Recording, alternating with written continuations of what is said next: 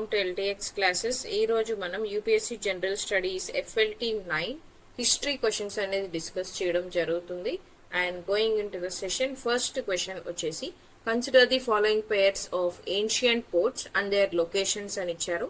And ఎన్ని pairs అనేవి correct గా మ్యాచ్ చేయబడి ఉన్నాయి అని అడుగుతున్నారు. ఫస్ట్ వన్ వచ్చేసి ముజురీస్ పోర్ట్ అని ఇచ్చారు. ముజురీస్ పోర్ట్ అనేది ఎక్కడ లొకేట్ అయి ఉంటుంది అనేది తెలిసే ముందు మనకి ఫస్ట్ ఏన్షియంట్ నుంచి ఉన్నటువంటి పోర్ట్ ఏరియాస్ అనేవి తెలియాలన్నమాట. So from this if we observe, మనకి ముజురీస్ పోర్ట్ అనేది మలబార్ కోస్ట్ లో లొకేట్ అయి ఉంటుంది. This is a correct pair అనమాట. కేరళ రీజియన్ లో to be very specific locate అయి ఉంటుంది. నెక్స్ట్ పొదుకే పోర్ట్ అనేది మనకి కోరమండల్ కోస్ట్ లో లొకేట్ అయి ఉంటుంది.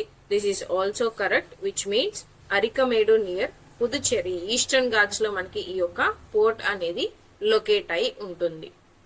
నెక్స్ట్ వన్ బార్గాసా పోర్ట్ అనమాట. దీన్నే మోడర్న్ బరూచ్ పోర్ట్ అంటాం, which is located in Gujarat అనమాట. And it is located near the gulf of Khambhat. అండ్ ఈ యొక్క పోర్ట్ మనకి వెస్టర్న్ పోర్ట్ గా చెప్తాము for the trade with India from the Roman world. So ఇది కూడా మనకి కరెక్ట్ గానే లొకేట్ చేయబడింది.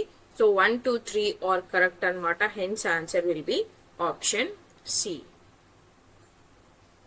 Next question, the Niti Nirnaya and Panchatantra suggest that Mauryan espionage was categorized into Sanstha and Sanchari. What was the primary difference? అసలు సంస్థ and సంచారి అంటే ఏంటో మనకి తెలియాలి. మౌర్యన్ టైం, మౌర్యన్ అడ్మినిస్ట్రేషన్ లో మనకి కీ సోర్స్ మౌర్యన్ ఎంపైర్ గురించి చెప్పేది అర్థశాస్త్ర అని చెప్తాం. అర్థశాస్త్ర ఎవరు రచించారు? కౌటిల్య రచించడం జరిగింది. ఈ యొక్క అర్థశాస్త్రలో మెయిన్లీ మనకి అడ్మినిస్ట్రేషన్ గురించి మెన్షన్ చేయడం జరిగింది. అండ్ ఈ అడ్మినిస్ట్రేషన్ లో మౌర్యన్స్ స్పైస్ ని మెయింటైన్ చేయడం కూడా జరిగింది అనమాట. ఈ స్పైస్ లో మనకి 2 టైప్స్ ఉంటారు. వాళ్ళే ఫస్ట్ వన్ వచ్చేసి సంస్థ అంటాము, అండ్ సెకండ్ వన్ వచ్చేసి సంచారి అంటాం. The name it self says. సంస్థ అంటే మనకి స్టేషనరీగా ఒక లొకేషన్ లో ఉండి ఆ యొక్క ఇన్ఫర్మేషన్ ని గ్యాదర్ చేసేటువంటి స్పైస్ అనమాట. లైక్ ఫిక్స్డ్ లొకేషన్స్ లో ఉంటారు, పోర్ట్స్ లో కానీ, టౌన్స్ లో కానీ, అడ్మినిస్ట్రేటివ్ సెంటర్స్ లో. వీళ్ళని సంస్థ అని పిలుస్తాము. అలాగే సంచారి అంటే మనకి వాండరింగ్ అనమాట. వాండర్ చేస్తూ ఒక ప్లేస్ నుంచి ఇంకొక ప్లేస్ కి తిరుగుతూ వీళ్ళు ఇన్ఫర్మేషన్ అనేది కలెక్ట్ చేయడం జరుగుతుంది. లైక్ ట్రేడర్స్ గా కానీ, ట్రావెలర్స్ గా కానీ వీళ్ళు యాక్ట్ చేస్తూ ఇన్ఫర్మేషన్ ని పొందడం జరుగుతుంది. దే ఆర్ కాల్డ్ సంచారీస్. హెన్స్ మనకి ఆన్సర్ ఏమవుతుంది? సంస్థ మీన్స్ స్టేషనరీ స్పైస్ అండ్ సంచారి means wandering spies. Option B. Next, which school of ancient Indian philosophy Darshana argues that Vedas are eternal and self-existent, focusing on the philosophy of Shabda? Sound అనేది basis గా తీసుకొని చెప్పేటువంటి philosophy ఏది అంటున్నారు. Ancient Indian ఫిలాసఫీలో total గా మనకి 6 దర్శనాస్ ఉంటాయి. వీటినే షడ్ దర్శనాస్ అని కూడా పిలుస్తాం అనమాట. వీటినే 6 ఫిలాసఫీస్ అని కూడా చెప్పొచ్చు. ఈ 6 ఫిలాసఫీలో శబ్ద సౌండ్ గురించి, సౌండ్ కి ఎక్కువ బేసిస్ ఇచ్చి చెప్పేది ఏంటి అని ఇక్కడ అడగడం జరిగింది. ఆన్సర్ ఈస్ మీమాంస అనమాట. ఈ మీమాంసలో అగైన్ మనకి 2 ఉంటాయి, పూర్వ మీమాంస అండ్ ఉత్తర మీమాంస ఉంటాయి. బట్ మీమాంస స్కూల్ అనేది మనకి మోస్ట్లీ వేదాస్ అనేవి ఎటర్నల్ అని చెప్పడం జరిగింది. అలాగే they are not authored by any human అని కూడా చెప్పడం జరుగుతుంది. అలాగా శబ్దం, అది సౌండ్ అనేది is a valid and authoritative source of knowledge గా కూడా చెప్పబడుతుంది. అలాగే రిచువల్స్ అండ్ వేదిక్ ఇంజంక్షన్స్ అనేవి ధర్మాన్ని అర్థం చేసుకోవడానికి ఇవి 2 మేజర్ రోల్ ప్లే చేయడం జరుగుతుంది అని కూడా చెప్పడం జరుగుతుంది. సో ఆన్సర్ మనకి మీమాంసా స్కూల్ లేదా మీమాంసా ఫిలాసఫీ అవుతుంది. మరి న్యాయ ఫిలాసఫీ దేని గురించి చెప్తుంది అంటే లాజిక్ అండ్ రీజనింగ్ గురించి చెప్తుంది. వైశేషిక ఫిలాసఫీ దేని గురించి చెప్తుంది అంటే ఆటమిజం గురించి చెప్తుంది. అలాగే సంఖ్యా ఫిలాసఫీ అనేది దేని గురించి చెప్తుంది అంటే మనకి డ్యూయలిజం గురించి చెప్తుంది. ఏ డ్యూయలిజం గురించి? పురుష అండ్ ప్రాకృతి యొక్క డ్యూయలిజం గురించి చెప్పడం జరుగుతుంది అనమాట. Okay, next regarding the Sangam age, Sangam time period కి సంబంధించి వీరక్కల్ ఆర్ నడుకల్ అని పిలుస్తాము. What is this term refers to అని అడుగుతున్నారు. ఎ ట్యాక్స్ ఆన్ సాల్ట్ ప్రొడక్షన్ అని ఇచ్చారు. కాదు. Memorial stones raised in honour of heroes who died in the battle. This will be the answer అనమాట. హెన్స్ నేమ్ వీరక్కల్ అని కూడా పిలుస్తాము. బికాస్ మనకి ఎవరైతే మనకి సంగం టైం పీరియడ్ లో ఎవరైతే సోల్జర్స్ చనిపోతారో ఇన్ ద బ్యాటిల్ ఫీల్డ్ లేదా క్యాటిల్ ని కానీ ల్యాండ్ ని కానీ కమ్యూనిటీని కానీ ప్రొటెక్ట్ చేస్తూ చనిపోవడం జరుగుతుందో వాళ్ళకి మనకి కోమెమరేట్ చేస్తూ ఈ యొక్క వీరక్కల్ హీరో స్టోన్స్ అనేవి కట్టించడం జరుగుతుంది అనమాట. అండ్ హెన్స్ ఈ యొక్క స్టోన్స్ మీద కూడా మనకి ఇన్స్క్రిప్షన్స్ కూడా ఒక్కొక్కసారి కారు చేయడం జరిగేది. హెన్స్ ఈ యొక్క హీరో స్టోన్స్ అనేవి మనకి ఇన్స్క్రిప్షన్స్ లాగా కూడా సర్వ్ చేయడం జరుగుతుంది. అలాగే they were part of cultural tradition also which said about the bravery of the soldiers and the sacrifice of the soldiers during that time period. So answer మనకి ఆప్షన్ బి అవుతుంది. Next question, look at the following statements అన్నారు. Assertion and reasoning ఇవ్వడం జరిగింది. ఈ assertion ఈ reasoning ఏది correct and then reason అనేది assertion ని ఎక్స్ప్లెయిన్ చేస్తుందా లేదా అనేది మనం చెప్పాలి. ఫస్ట్ అసర్షన్ గురించి చూద్దాము. Mohammed bin Tughlaq token currency project failed despite its sound economic logic. Next, the state failed to maintain a monopoly over the minting of coins leading to large scale counterfeiting అన్నారు. ఇక్కడ బోత్ స్టేట్మెంట్స్ కరెక్టే అవుతాయి. Why? మనకి Delhi సల్తనట్ ruling time period లో ఎప్పుడైతే Delhi సల్తనట్ time period లో Tughlaq rule అనేది వస్తుందో, తుగ్లక్ రూల్ వచ్చినప్పుడు మొహమ్మద్ బిన్ తుగ్లక్ మనకి టోకన్ కరెన్సీని ఇంట్రడ్యూస్ చేయడం జరుగుతుంది. టోకన్ కరెన్సీ అంటే ఏంటి? ఫర్ ఎగ్జాంపుల్ ఒక గోల్డ్ కాయిన్ ఉంది అనుకోండి, అలాగే ఒక సిల్వర్ కాయిన్ ఉంది అనుకోండి. గోల్డ్ యొక్క వాల్యూని సిల్వర్ కి ఇవ్వడం జరుగుతుంది, సిల్వర్ యొక్క వాల్యూని గోల్డ్ కి ఇవ్వడం జరుగుతుంది. This is called token currency shifting అనమాట.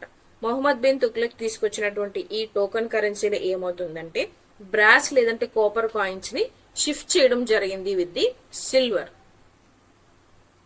Okay, this was happen during the Mohammad bin Tughlaq time period. And దీనివల్ల ఏం జరిగింది అంటే మనకి ఈ యొక్క కాయిన్స్ అనేవి ఎక్కువ అవైలబుల్ గా ఉండడం వల్ల విత్ ద పీపుల్ ఫేక్ కరెన్సీని తీసుకురావడం అనేది ఎక్కువ అయింది ఇన్ ది సొసైటీ. హెన్స్ ఈ యొక్క token currency brought by Mohammad bin Tughlaq was a brutal failure. Okay, and ఇప్పుడు చెప్పాలనుకుంటే ఈ యొక్క టోకన్ కరెన్సీ మనకి ఫియాట్ కరెన్సీ అని పిలుస్తాము. ఇప్పుడు మనం మోడర్న్ ఎకానమీలో ఈ యొక్క ఫియాట్ కరెన్సీని ఈ టోకన్ కరెన్సీతో మనం చెప్పొచ్చు అనమాట. హెన్స్ మనకి రీజన్ అనేది అసర్షన్ ని ఎక్స్ప్లెయిన్ చేస్తుంది కాబట్టి answer will be option A. Next question, consider the following statements regarding the chalcolithic cultures of India which means pre historic నుంచి ఈ క్వశ్చన్ అడగడం జరిగింది. 3 స్టేట్మెంట్స్ ఇచ్చారు. ఎన్ని స్టేట్మెంట్స్ కరెక్ట్ ఉన్నాయని అడిగారు. ఫస్ట్ వన్ వచ్చేసి the Jorwe culture was characterised by a transition from rural to incipient urbanism at sites like Daimabad అని అన్నారు. ఈ స్టేట్మెంట్ కరెక్టే. జోర్వే కల్చర్ అంటే డెక్కన్ రీజియన్ లో మనకి social complexity and proto urban features అనేవి కనిపించాయి, like especially Daimabad, indicating a transition towards urbanism. So ఈ స్టేట్మెంట్ మనకి కరెక్టే. Next, copper was the only metal used as the knowledge of alloying with tin was completely absent అని ఇచ్చారు. Only copper అయితే use చేయలేదు. This is absolutely wrong అనమాట. గుర్తుపెట్టుకోండి, ఎప్పుడైనా సరే if there is only in the option it will be 90% wrong. 90% యొక్క statement అనేది రాంగే అవుతుంది. అండ్ దెన్ ఇక్కడ ఇచ్చింది కూడా మనకి రాంగే అయింది. కాపర్ మాత్రమే యూజ్ చేయలేదు, మనకి కాపర్ తో పాటు అదర్ మెటల్స్ కూడా యూజ్ చేయడం జరిగింది, లైక్ బ్రాంజ్ ని యూజ్ చేయడం జరిగింది. బ్రాంజ్ అంటే మనకి మిక్స్చర్ ఆఫ్ 2 మెటల్స్ అనమాట. అల్లాయిలోగా చేసి యూజ్ చేశారు, కాపర్ ప్లస్ టిన్ అనమాట. Hence there is not only copper was used, there are also other metals that were used in the chalcolithic time period. Next, most chalcolithic cultures were contemporary with the early Harappan phase అని ఇచ్చారు. This is also an incorrect statement అనమాట. Why? It is not the early Harappan phase అనమాట, it is the post Harappan phase. Right? So ఈ statement కూడా మనకి wrong అవుతుంది కాబట్టి ఎన్ని కరెక్ట్ అన్నారు, answer will be only A. ఒక స్టేట్మెంట్ మాత్రమే correct. Next, regarding the Gupta administration consider the following statements అన్నారు. సో ద స్టేట్మెంట్స్ ఏవి మనం ఇప్పుడు చూద్దాం. The empire was divided into provinces known as పిత్టీస్ గవర్న్డ్ బై ఆఫీసర్స్ కాల్డ్ ఉపారికాస్. ఈ స్టేట్మెంట్ కరెక్టే. గుప్తా అడ్మినిస్ట్రేషన్ లో మనకి ఎంపైర్ అనేది, ఫస్ట్ మనం ఎంపైర్ కనుక తీసుకుంటే టోటల్ కింగ్డమ్ అనేది మనకి బుక్తీస్ లాగా డివైడ్ అవడం జరిగింది. ఈ బుక్తీస్ ని మనం ప్రావిన్సెస్ అంటాం, విచ్ మీన్స్ ఇప్పుడు కనుక మనం కరెంట్ అడ్మినిస్ట్రేషన్ తీసుకుంటే మన ఇండియా ఒక కంట్రీ అనేది ఎలాగైతే స్టేట్స్ గా డివైడ్ అయ్యిందో అలాగా ఆ టైం పీరియడ్ లో ప్రావిన్సెస్ గా డివైడ్ అవ్వడం జరిగింది. అండ్ దెన్ ప్రావిన్సెస్ ని ఎవరు హీట్ చేసేవాళ్ళు అంటే మనకి ఉపారికాస్ లీడ్ చేయడం జరిగింది అనమాట. అదే ఇక్కడ స్టేట్మెంట్ లో ఇవ్వడం జరిగింది. సో ఈ స్టేట్మెంట్ కరెక్టే. Next, the village headman gramika lost his importance due to increased centralisation అని అన్నారు. It is not due to increased centralisation. Centralised administration అయితే గుప్తా అడ్మినిస్ట్రేషన్ ఫాలో కాలేదు. Guptas followed decentralised administration. So ఈ స్టేట్మెంట్ మనకి రాంగ్ అవుతుంది. హెన్స్ గ్రామిక కూడా, గ్రామిక అంటే విలేజ్ హెడ్మన్, విలేజ్ యొక్క హెడ్ కూడా మనకి ఆయన యొక్క రోల్ అనేది లోకల్ అడ్మినిస్ట్రేషన్ లో ప్లే చేయడం జరిగింది. There is no centralisation of powers in the Gupta empire. So ఈ స్టేట్మెంట్ రాంగ్ అవుతుంది. Next, for the first time in Indian history the king's power was legally restricted by a written constitution. అసలు constitution అనేదే మనకి లేదు during the Gupta empire. there was no written constitution that was existed. మొనార్కీయే మనకి largely హెరిడిటరీగా ఉండడం జరిగింది, దాన్నే ఫాలో అవడం జరిగింది. And it was guided by Dharmashastras. There was no constitution అనమాట. సో ఈ స్టేట్మెంట్ కూడా మనకి ఇన్కరెక్ట్ అవుతుంది. మరి ఆన్సర్ దేనికి వెళ్ళిపోతాం? ఓన్లీ వన్ కి వెళ్ళిపోతామా? దేర్ ఇస్ ది ట్రాప్ అనమాట. It is not the correct statements. అడిగింది మనల్ని incorrect statements. So 2 and 3 incorrect కాబట్టి ఆన్సర్ మనకి ఆప్షన్ బి అవుతుంది. Next, look at the following statements. Assertion and reasoning ఇచ్చారు. ఇందులో మనకి అసెర్షన్ అండ్ రీజన్ కరెక్టా లేదా, లేదంటే రీజన్ అసెర్షన్ ఎక్స్ప్లెయిన్ చేస్తుందా లేదా అనేది మనం చూస్ చేయాలి. Assertion, the Kushan ruler Kanishka is often called as second Ashoka అంటున్నారు. ఈ స్టేట్మెంట్ కరెక్టే. మనకి అశోకాని సెకండ్ అశోక అని పిలవడం కనిష్కాని సెకండ్ అశోక అని పిలవడం జరుగుతుంది for his promotion of Buddhism. Because మనకి అశోక కూడా అంతే ఎక్కువగా బుద్ధిజం స్ప్రెడ్ కోసం హార్డ్ వర్క్ చేయడం జరుగుతుంది. దట్ ఈస్ వై మనకి కనిష్క కూడా అంత హార్డ్ వర్క్ అనేది చేయడం వల్ల to spread and patronise the Buddhism ఆ యొక్క టైటిల్ అనేది ఇవ్వడం జరిగింది. ఫర్ రీజన్ ఏమంటున్నారు? Like Ashoka he patronised Buddhism and convened the 4th Buddhist council at Kundalvana అంటున్నారు. ఈ స్టేట్మెంట్ కూడా కరెక్టే. బికాస్ మనకి 4th బుద్ధిస్ట్ కౌన్సిల్ లో మనకి ఎవరి టైం పీరియడ్ లో జరుగుతుంది? కుషాన్ రూలర్ కనిష్క యొక్క టైం పీరియడ్ లో జరుగుతుంది. అండ్ దీని యొక్క మేజర్ అవుట్కమ్ మనం ఏమని చెప్తాము? The Hinayana and Mahayana Buddhism. మనకి 2nd బుద్ధిస్ట్ కౌన్సిల్ లో థెరావదాస్ అండ్ మహాసాంఘికాస్ ఫామ్ అవడం జరుగుతుంది. స్ప్లిట్ అనేది జరుగుతుంది. ఆ యొక్క స్ప్లిట్ 2nd కౌన్సిల్ లో జరిగితే దాని యొక్క అవుట్కమ్ గా 4th బుద్ధిస్ట్ కౌన్సిల్ లో వాళ్ళు హీనాయనాస్ అండ్ మహాయానాస్ గా ఫామ్ అవ్వడం జరుగుతుంది అనమాట. మరి ఎక్కడ జరుగుతుంది ఈ యొక్క 4th Buddhist council? Kundalvana in Kashmir లో కండక్ట్ చేయడం జరుగుతుంది. సో మనకి రీజన్ కూడా కరెక్టే. Hence both are correct and reason is also explaining the assertion. Next question. Regarding the Iqtidari system of the Delhi Sultanate, consider the following statements అని ఇచ్చారు and how many statements are correct అని అడగడం జరిగింది. First statement చూద్దాం. It was a system of granting land ownership to military officers in lieu of salaries అని ఇవ్వడం జరిగింది. This is a wrong statement అనమాట. ఇక్తా సిస్టమ్ లో మనకి ల్యాండ్ ఓనర్షిప్ అనేది ఇవ్వలేదు. యాజ్ పార్ట్ ఆఫ్ సాలరీస్ మనకి రెవెన్యూ రైట్స్ అనేది అందించడం జరిగింది. But ownership of the land మాత్రం ఇవ్వలేదు. And also in Liu of salary అంటే మనకి శాలరీ లాగా ఎవరైతే ఇక్తాదార్స్ ఉంటారో వాళ్ళకి ల్యాండ్ అనేది ఇవ్వడం జరుగుతుంది as a form of salary. దాన్నే ఇక్తా అని పిలుస్తాం ఆ యొక్క ల్యాండ్ ని. హెన్స్ ఇక్తాదార్స్ అవుతారు అనమాట. ఓకే, అండ్ ఈ స్టేట్మెంట్ రాంగ్ అవుతుంది. Next, iqtadars were frequently transferred to prevent them from becoming local hereditary rulers అంటున్నారు. This is a correct statement అనమాట. ఇక్తాదర్స్ మనకి ఒక గ్రూప్ గా ఫామ్ అయ్యి కింగ్ మీదకి అగేన్స్ట్ గా రాకుండా ఉండాలి అని ఇక్తాదర్స్ ని ఫ్రీక్వెంట్ గా ట్రాన్స్ఫర్ చేస్తూ ఉండడం జరిగింది from one place to another place and turning there positions hereditary. Next, the system was institutionalised in India by Iltutmish అని ఇచ్చారు. ఇది కూడా కరెక్టే. మనకి ఈ యొక్క సిస్టమ్ అనేది ఫస్ట్ తీసుకొచ్చింది ఇల్తుత్మిష్ అనమాట. సో మనకి ఎన్ని స్టేట్మెంట్స్ కరెక్ట్ అని అడిగారు కాబట్టి only 2 and 3 are correct. So 2 statements correct. Answer option B అవుతుంది. Next, with reference to the Vijayanagara empire consider the following pairs అన్నారు. And how many of the above pairs are correctly matched అని అడుగుతున్నారు. Whenever you are studying about Vijayanagara empire, make sure that you are reading about the foreign travellers. Because ఎప్పుడైనా సరే Vijayanagara umpire నుంచి మీకు question వచ్చింది అంటే foreign travellers మీదనే మీకు ఆ యొక్క క్వశ్చన్ అనేది అడగడం జరుగుతుంది most of the cases. So ఇక్కడ మనకి కింగ్స్ ఇవ్వడం జరిగింది. అలాగే ఏ కింగ్ టైం పీరియడ్ లో ఏ ఫారెన్ ట్రావెలర్ ఆ యొక్క కింగ్డమ్ కి విజిట్ చేయడం జరిగింది అని అడుగుతున్నారు. ఫస్ట్ వన్ వచ్చేసి మనకి అబ్దుల్ రజాక్ ని ఇవ్వడం జరిగింది డ్యూరింగ్ దేవరాయ 1. ఈ స్టేట్మెంట్ కరెక్టే అవుతుంది. Next, Abdul Razak Devaraya 2 time period లో రావడం జరిగింది. ఇది కూడా కరెక్టే. డొమింగో పేస్ మనకి శ్రీకృష్ణ దేవరాయ టైం పీరియడ్ లో రావడం జరుగుతుంది. ఇది కూడా కరెక్టే. అండ్ నికోలా డి కాంటి మనకి ఎర్లీ 15th సెంచరీలో రావడం జరుగుతుంది during Devaraya 1 time period. And దేని గురించి చెప్పడం జరుగుతుంది, సిటీ యొక్క vast size, Vijayanagara empire city యొక్క vast size and strong fortifications గురించి చెప్పడం జరిగింది డ్యూరింగ్ హిస్ విజిట్. మరి అబ్దుల్ రజాక్ దేని గురించి చెప్పడం జరిగింది, ఈయన పర్షియా నుంచి రావడం జరిగింది. అండ్ ఈయన దేని గురించి చెప్పారు అని అంటే మనకి wealth and grandeur of the empire గురించి మెన్షన్ చేయడం జరిగింది.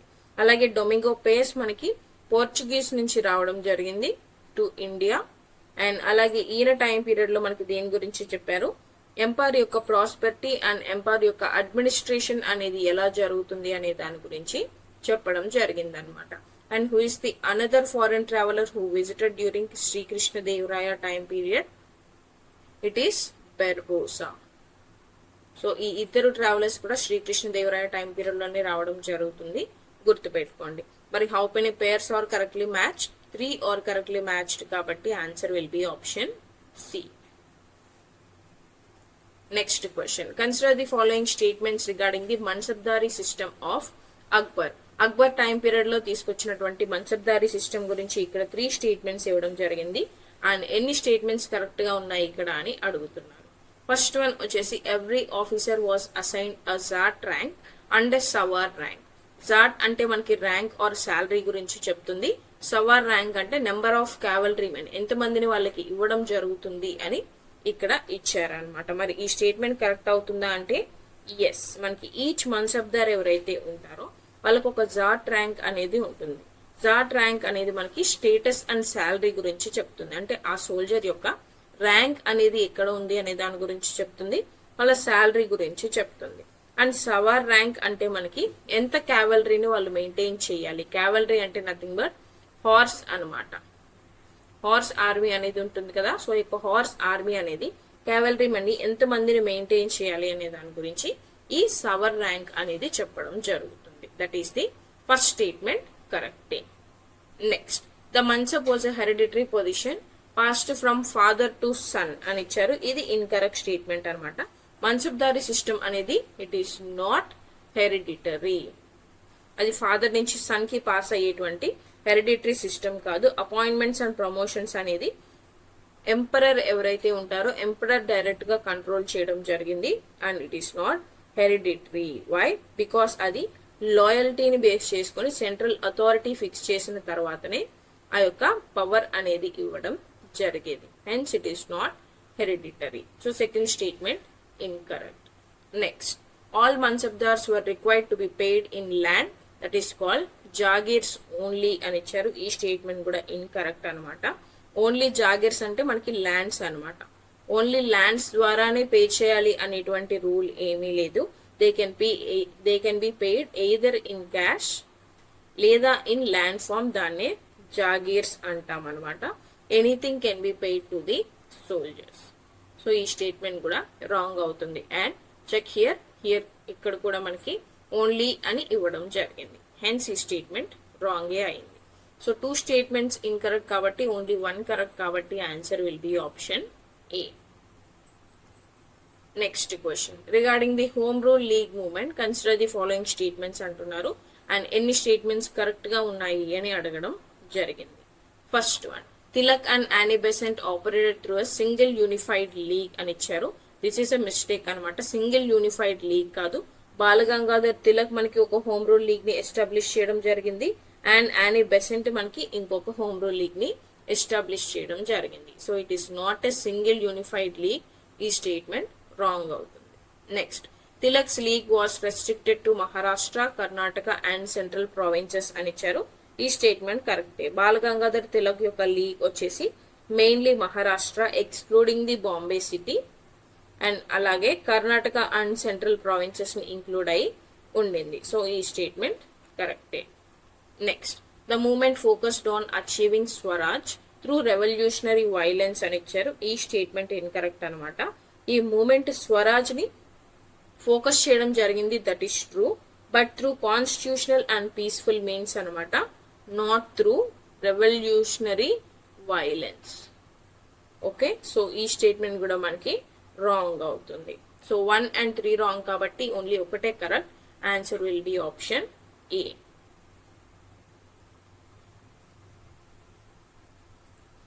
Next question, with reference to the cabinet mission plan which of the following is correct అని అడగడం జరిగింది. It accepted the demand for a sovereign Pakistan అన్నారు. This is a wrong statement అనమాట. ఈ plan reject చేయడం జరిగింది to form a separate Pakistan. Instead united ఇండియాని propose చేయడం జరిగింది. Next, it suggested that provinces be grouped into 5 sections అని ఇచ్చారు. 5 సెక్షన్స్ కాదు, ఓన్లీ 3 సెక్షన్స్ ఫామ్ అవ్వాలని సజెస్ట్ చేయడం జరిగింది. ఏబిసి మాత్రమే, డిఈ లేదు. సో ఈ స్టేట్మెంట్ కూడా wrong. It recommended that the constituent assembly B elected directly by the people అన్నారు. డైరెక్ట్లీ కాదు, ఇండైరెక్ట్లీ.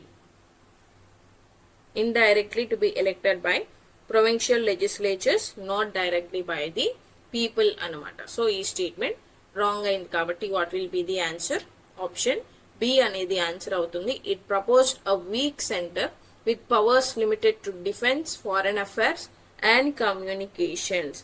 ఫెడరల్ స్ట్రక్చర్ ని అనౌన్స్ చేయడం జరిగింది, but with a weak centre limiting the central powers to defence, foreign affairs and communication sectors మాత్రమే. So answer మనకి option B అవుతుంది. Next, consider the following statements regarding the Buddhist caves అన్నారు and A statements ఇక్కడ correct ఉన్నాయి అని అడుగుతున్నారు. First one వచ్చేసి chaityas were the prayer halls while viharas were the residential quarters for Buddhist monks అని ఇక్కడ ఇవ్వడం జరిగింది. ఈ స్టేట్మెంట్ కరెక్టే. బుద్ధిజం గురించి చదువుతున్నప్పుడు డిఫరెంట్ టర్మ్స్ అండ్ టర్మినాలజీ అనేది వస్తుంది. అందులో బుద్ధిజం కి సంబంధించి మెయిన్ టర్మినాలజీ వచ్చేసి ఫస్ట్ వన్ చైత్యాస్ అనమాట. చైత్యాస్ అంటే బుద్ధిస్ట్ యొక్క ప్రేయర్ హాల్స్. అండ్ దెన్ మనకి విహారాస్ అంటే వాళ్ళ యొక్క రెసిడెన్షియల్ క్వార్టర్స్, లైక్ వాళ్ళు ఉండడానికి ప్రొవైడ్ చేసేటువంటి అకామిడేషన్ అని మనం చెప్పొచ్చు. అండ్ దెన్ మనకి స్తూపాస్ ఉంటాయి అనమాట. These 3 are the major terms associated with Buddhism. And then ఈ యొక్క విహారాస్ ని మనం జైనిజం వచ్చేసరికి ఏమని పిలుస్తాము అంటే బసదీస్ అని పిలుస్తాం. ఓకే, సో ఈ స్టేట్మెంట్ కరెక్ట్ అవుతుంది. Next, the earliest caves like Barabar caves were excavated for the Ajivika sect, not Buddhist అని ఇచ్చారు. ఈ స్టేట్మెంట్ కరెక్టే అనమాట. బరాబర కేవ్స్ అనేది మౌర్యన్ టైం పీరియడ్ లో అశోక మనకి వీటిని అజ్వికిజం కోసం అజ్వికా మాంగ్స్ కి డొనేట్ చేయడం జరుగుతుంది, not to the Buddhist. So ఈ స్టేట్మెంట్ కరెక్టే. అండ్ అశోక చేసిన సేమ్ అదే ప్రాసెస్ ని ఆయన యొక్క గ్రాండ్ సన్ దశరథుడు కూడా మనకి చేయడం జరుగుతుంది. సేమ్ కేవ్స్ ని ఆయన కూడా అజ్వికా మాంగ్స్ కి డొనేట్ చేయడం జరుగుతుంది. Next, in Hinayana caves Buddha was represented through symbols rather than human figures అని ఇచ్చారు. ఇది కూడా కరెక్టే. మనం ఇందాకే డిస్కస్ చేసాం 4th బుద్ధిస్ట్ కౌన్సిల్ లో హీనాయన అండ్ మహాయాన బుద్ధిజం అనేది వచ్చింది అని. Hinayana means which followed the original Buddhism rules and restrictions అలాగే గైడ్ లైన్స్ అనమాట. హెన్స్ బుద్ధాని ఓన్లీ ఆ యొక్క సింబల్స్ ఏవైతే 5 సాక్రెడ్ సింబల్స్ ఉంటాయో ఆ 5 సాక్రెడ్ సింబల్స్ ద్వారానే రిప్రజెంట్ చేయడం జరిగింది, not in the human form like stupa, footprints, Bodhi tree, వీటినే వాళ్ళు రిప్రజెంట్ చేయడం జరిగింది అనమాట, not in a human form of Buddha. So ఈ స్టేట్మెంట్ మనకి కరెక్ట్ అవుతుంది. అండ్ ఎన్ని స్టేట్మెంట్స్ కరెక్ట్ అని అడుగుతున్నారు కాబట్టి all the 3 statements are correct. Answer will be option C. Next question. Regarding Indian paintings, consider the following pairs అన్నారు. ఇక్కడ 4 pairs ఇవ్వడం జరిగింది. ఎన్ని pairs కరెక్ట్లీ మ్యాచ్ అయ్యున్నాయి అని అడిగారు. First one Warli Maharashtra geometric shapes అని ఇచ్చారు. ఎస్, వార్లీ పెయింటింగ్ అనేది మనకి మహారాష్ట్రలోనే ఫేమస్ అనమాట. Simple geometric figures like circles ని, ట్రయాంగిల్స్ ని, అలాగే స్ట్రైట్ లైన్స్ ని యూజ్ చేసి ఈ పెయింటింగ్ ఉంటుంది. నెక్స్ట్ మధుబని పెయింటింగ్ అనమాట, మిథిలాలో ఫేమస్ అనమాట.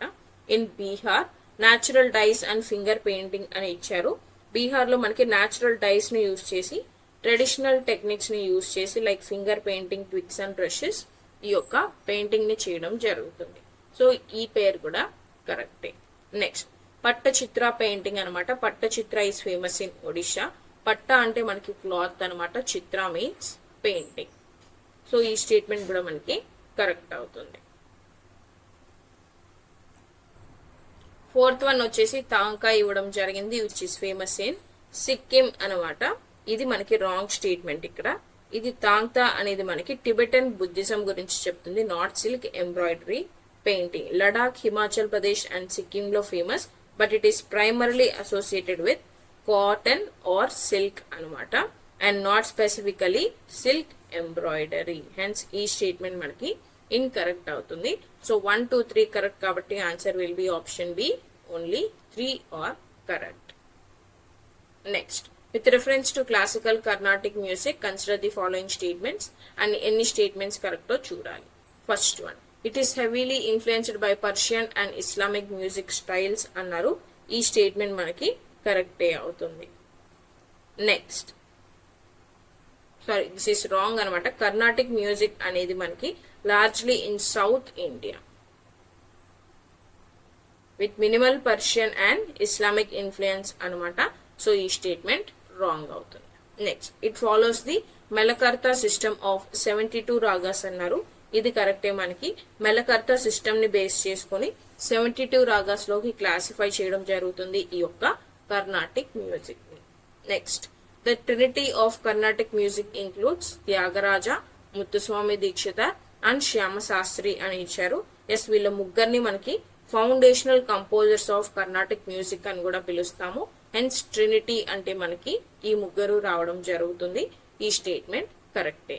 మొత్తంగా ఎన్ని స్టేట్మెంట్స్ కరెక్ట్ మనకి 2 and 3 కాబట్టి only 2 statements are correct. Answer is option B.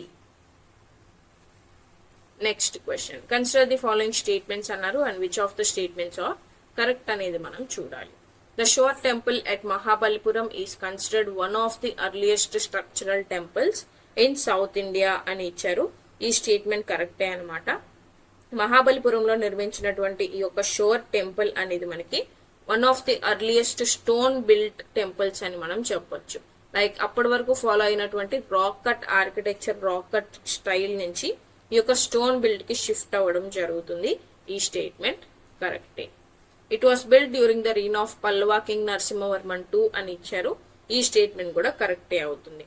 Narasimhavarman II తీసుకొచ్చినటువంటి రాజసింహ ఆర్కిటెక్చరల్ స్టైల్లో మనకి ఈ యొక్క టెంపుల్ ని నిర్మించడం జరుగుతుంది.